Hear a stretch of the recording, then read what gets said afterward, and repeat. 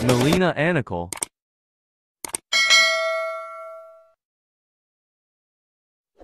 Yung mere fact na nag-apply ako, yan yung nagbigay sa akin ng karapatan na hindi na ako pa pwedeng mapabalik sa Pilipinas.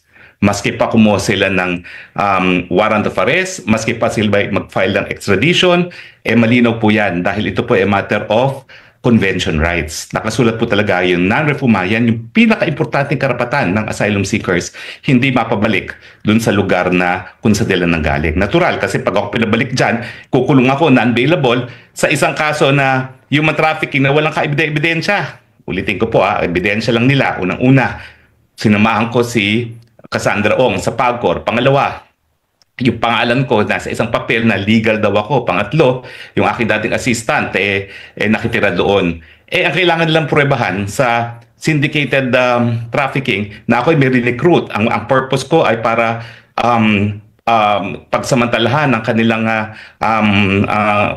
labor, no? At pangatlo, ginamit ko ng pananakot o kaya naman intimidation, no? Tapos kung conspiracy naman, anong ebidensya ng conspiracy? Dapat magpakita talaga na nagkaroon kami ng pagkakaisang layunin at yun nga ay gumawa ng krimen na syndicated trafficking.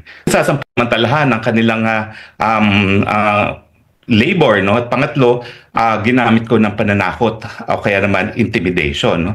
Tapos kung conspiracy naman, anong ebidensya ng conspiracy? Dapat magpakita talaga na nagkaroon kami ng pagkakaisang layunin at yun nga ay gumawa ng krimen na syndicated trafficking. Sa akin, yung pendency ng complaint sa DOJ at kung isasampa nila sa korte, yan ang pinakamalakas na ebidensya ng political persecution dahil yan ay pagsampa ng kaso na walang basihan, ang tawag po dyan, unjust prosecution.